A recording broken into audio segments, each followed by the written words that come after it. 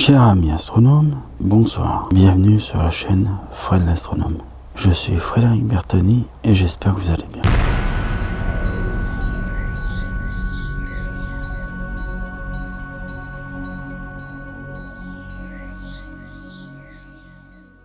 Alors nous sommes le soir du 25 juin.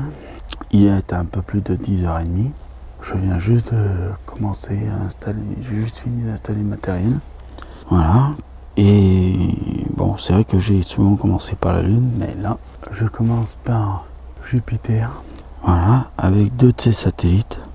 Alors voilà, je voudrais rappeler un peu les règles de l'astronomie. Alors c'est pas vraiment des règles, mais disons que quand on est soumis à une chose, à une fonction comme l'astronomie, quand on pratique l'astronomie, en hobby, amateur ou autre, hein, on est soumis à la bonne volonté de la nature. On peut pas bien faire autrement.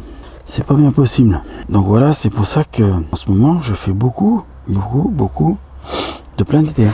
Parce que bien connu en astronomie. Déjà que la pollution lumineuse que j'ai moi dans le quartier, vous pourriez me dire oui, mais tu pourrais aller beaucoup plus loin, éloigner la pollution lumineuse et tout ça. Alors, il y a le machin qui ouvre sa tranche état. On va l'éteindre, voilà. Enfin, on lui mettre silence. Donc voilà, ce que je voulais dire, c'est que on est soumis à ce que le ciel veut bien nous montrer. Quand on veut faire du ciel profond, eh ben, il y a un petit problème avec le ciel profond. Ce petit problème, c'est que quand il y a la Lune, on peut pas vraiment dire qu'on va faire du ciel profond. Quand il y a de la pollution lumineuse, c'est pareil. Vous me direz, oui, mais frère, tu peux aller t'éloigner de tout ça, de la machin, de partir à quelque part, tout ça. Aller dans un endroit où il n'y a pas de pollution lumineuse. Je pourrais le faire. C'est pas interdit, bien sûr. Évidemment que je pourrais le faire. Le seul problème, c'est qu'il y a la Lune dans le ciel. Et je pourrais bien aller faire 75, 60, 50, enfin 100, des centaines, des kilomètres et des kilomètres en voiture avec tout le matériel et tout pour vous faire du ciel profond. Malheureusement, dans l'hémisphère nord, il y a la Lune. Et la Lune, eh ben, c'est un gros phare. Surtout qu'en ce moment, elle est je crois qu'elle doit être à 95% à peu près de pleine lune. Donc elle va pas être loin de la pleine lune. Je crois que c'est demain ou après-demain qu'elle est en pleine lune. Mes souvenirs sont exacts de ce que j'ai regardé tout à l'heure sur ordinateur. Donc voilà, donc c'est pour ça que je fais souvent du planétaire en ce moment, parce que j'ai pas le choix. Alors c'est sûr que pour du ciel profond, je pourrais partir à condition que ça soit la nouvelle lune. Des nuits de nouvelle lune, ben, vous en avez pas beaucoup dans l'année. C'est pour ça que le plus souvent, c'est le planétaire. Après, on peut tenter de faire du ciel profond quand il y a des petits croissants de lune, des trucs comme ça. Bon, si vous êtes loin de toute pollution lumineuse et que vous avez juste un petit croissant de lune qui éclaire à peine le ciel, vous pouvez le tenter, le ciel profond, sur des objets qui sont très lumineux et pas très difficiles à voir avec un télescope. Mais le problème, c'est que vous n'aurez jamais une bonne image. Si vous faites de l'astrophotographie, il vaut mieux attendre de ne pas avoir du tout de lune et d'avoir plutôt d'être en nouvelle lune, complètement dégagé de la pollution lumineuse. D'autant plus que, comme le dit très justement mon ami Jordan de la chaîne Starro, en France, il n'y a pas beaucoup de coins où on n'est pas embêté par la pollution lumineuse. C'est vrai. Vous pouvez même aller à des endroits où on vous dit que le ciel est dégagé de toute pollution lumineuse. Vous vous y rendez sur place. C'est vrai qu'à première vue, vous voyez beaucoup plus d'étoiles que si vous êtes dans un endroit où il y a plein de pollution lumineuse. C'est clair, on voit bien mieux la Voie lactée, tout ça. Si j'ai l'occasion de me déplacer dans ces endroits-là, je vous le ferai. Je vous ferai une vidéo, tout ça, avec le Alpha 7S. Maintenant que j'ai un bon appareil photo sensible dans les basses lumières, si j'ai une occasion de me déplacer, je le ferai. Mais le problème, c'est que même dans ces endroits-là, où je reconnais que le ciel est très beau pour la France, eh ben, il y a quand même toujours cette petite couche de pollution lumineuse qui arrive et qui vous atteint. Alors, à l'œil nu, on ne la voit pas tellement, mais dès que vous mettez le télescope, dès que vous mettez l'œil à l'oculaire du télescope, c'est affreux. Vous la ressentez, mais directement. Vous n'avez pas un endroit en France au jour d'aujourd'hui qui n'est pas gêné par la pollution lumineuse. Même l'observatoire du Pic du Midi, on le voit d'ailleurs. S'il n'y a pas la couverture nuageuse qui est juste en dessous du Pic du Midi et de l'observatoire et qui est juste au-dessus de la pollution lumineuse, ils n'ont pas un ciel super nickel, comme on pourrait s'attendre dans le désert d'Atacama ou dans d'autres déserts. Donc voilà. Donc il faut bien comprendre une chose, on est soumis à la connerie de l'homme d'avoir inventé des lampadaires, mais on est soumis aussi à la nature qui, elle, quand la lune elle est là, et ben le ciel profond, vous ne pouvez pas en faire. C'est pour ça qu'éventuellement je fais énormément, pour le moment, de planétaires. Donc voilà. Donc je vais finir par ces petites séquences, puis on passera à la Barlow x2, x3, x5, vous connaissez le truc, pour Jupiter. Si vous regardez bien, alors toujours, il faut bien penser qu'on n'est pas à l'endroit par rapport au ciel. On est un petit peu, on est même carrément à l'envers. Je regarde un petit peu pour que vous voyez bien tout ça. Celui qui est le plus en bas à droite, c'est Callisto. Si je me trompe pas, non, c'est Europe, excusez-moi, c'est Europa. Celui qui est le plus en bas, c'est Europe. Celui qui est le plus en haut à gauche, c'est Callisto. Donc je vais pas vous embêter plus avec ça, je vais passer à la Barlow x2.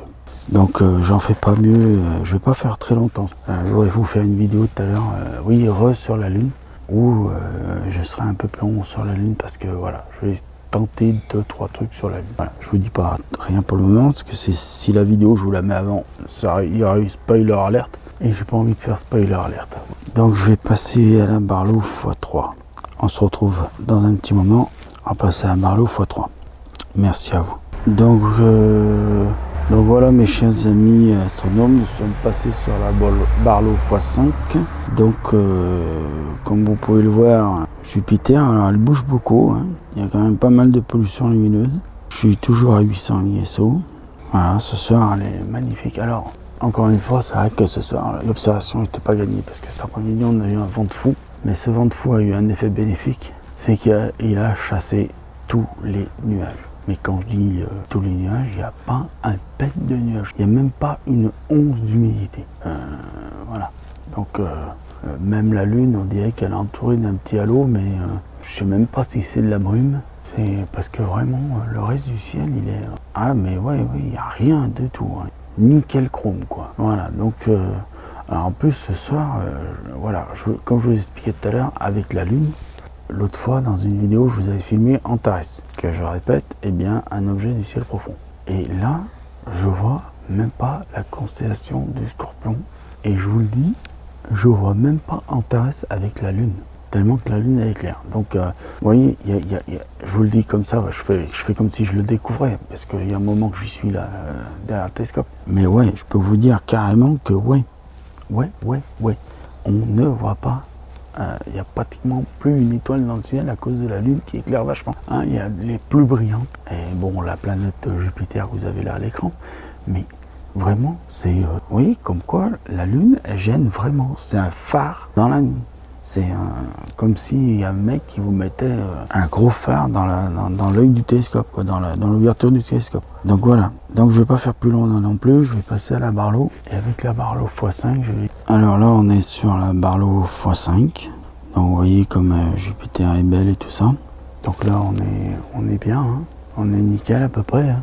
Bon, il y a quand même un tout petit peu de turbulence atmosphérique, mais ça je l'expliquais à un abonné cet après-midi. Enfin, oui, je crois que c'est à Joris que je l'expliquais. Que oui, c'est vrai, peut-être qu'il y a moins de turbulence atmosphérique dans le ciel, mais dans les hautes couches de l'atmosphère, il y a peut-être moins de turbulence atmosphérique, ça c'est vrai. Le seul problème, c'est que moi, j'ai le fleuve la Loire qui est à vue de nez 100 mètres. Et là, je vous explique pas. C'est terrible. C'est terrible parce qu'on a toujours tendance à avoir une petite légère perturbation atmosphérique sur les premières couches de l'atmosphère, là, près du sol. Je vais vous dire, vous voyez, j'ai une maison à rez-de-chaussée, donc garage rez-de-chaussée, puis avec un étage. Des fois, avec le petit télescope, le 150, que je peux monter en haut sur le balcon parce qu'il n'est pas très loin, et ben des fois, j'ai moins de turbulence en hauteur, à 2 mètres de hauteur sur le balcon, que je peux en avoir au sol, ici, directement au sol. Donc voilà, c'est la petite explication que je voulais donner à cause, justement, du fleuve la Loire. C'est vraiment pas très loin. Hein. De chez moi, elle est à 100 mètres à vol d'oiseau. Et je sais que pour certains, elle est à même pas 50 mètres et pour d'autres à 10 mètres. Donc imaginez si je me trouvais carrément à côté à 10 mètres à vol d'oiseau, ce serait pratiquement impossible de faire de l'astronomie. Tout ça à cause d'un fleuve. Donc pour ceux qui n'ont pas de fleuve à côté de chez eux, tant mieux pour vous. Profitez-en de ne pas avoir un fleuve. Voilà. Donc voilà, je vous annonce officiellement que j'ai... Alors je vous montrerai pas, je vais pas vous montrer les images parce que j'ai aucune image à montrer, j'ai rien enregistré. Mais comme je vous disais précédemment dans la vidéo, j'ai essayé le 742, rien, pas d'image, rien. J'avais beau monter l'ISO, rien, pas d'image, pas de Jupiter, rien. Après, j'ai essayé le 642. Jupiter en rouge, ça le fait pas trop. Donc j'ai laissé tomber aussi. Donc pas besoin de TRVGAC avec ça. Ces deux filtres là, pour le moment, c'est de la merde. On va pas, je vais pas y aller par quatre chemins. Un filtre spécial pour Alpha 7S ou pour Alpha machin, tout ça, pour Sony Alpha 7, 2 Voilà, alors là, je viens de foutre plus de 250 balles dans deux filtres, tout ça pour rien. Il ne fonctionne pas. Fini, je pense que les filtres astronomiques, j'en ai fini. Je passerai sur une autre marque, mais voilà, astronomique, c'est fini. Je suis vraiment, alors là, je peux vous le dire, je suis vraiment déçu. Donc, je vais finir cette vidéo sur le Barlow x5 sur Jupiter. Alors, vous dire, prenez soin de vous, mettez l'œil à l'oculaire parce que là où il y a plein de choses à voir. Je vais vous dire aussi bonne nuit, prenez soin de vous, plus bon ciel.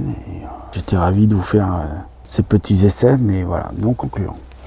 Je vous le dis tout de suite, non concluant. J'en finis avec ça. Merci bien. Au revoir. Allez, mes chers amis, à bientôt.